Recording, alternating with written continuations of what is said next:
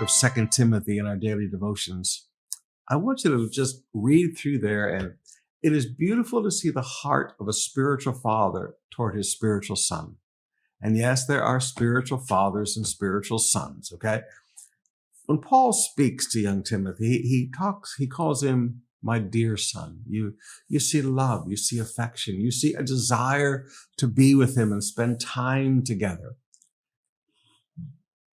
There's just so much there. We cannot just talk about the heart of the son toward the father. You also have to talk about the heart of the father toward the son. And that's what spiritual fathers are to be like. It's a beautiful passage here. But I want you to look with me in verse 9.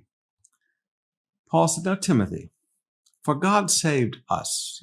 He said, Timothy, me too, you too. He said, for God saved us and called us to live a holy life.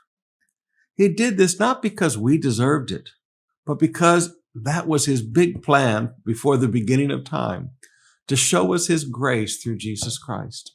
He said, Timothy, we don't deserve this. But he said, I want you to remember, God saved us and God called us to live a holy life. So he's talking to his spiritual son. And he said, now listen, be grateful for your salvation.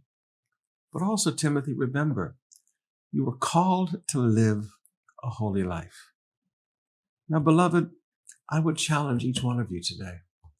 Please remember, God saved you, and God called you to live a holy life. He didn't call you to live a life in the clubs and drinking and a life of compromise and sin. Young ladies, he didn't call you to go around dressing immodestly to try to show off your sexy. Guys, he didn't call you to have drinking parties to see who can drink the most. He didn't call you to a life of pornography and drugs. He didn't call you to a life of stealing and lying in your offices to get ahead, and competition and politics to try to put others down to get you. He didn't call you to any of that. He called you to live a holy life. So may I humbly ask of you today just to meditate on that fact all day long. He called me to live a holy life.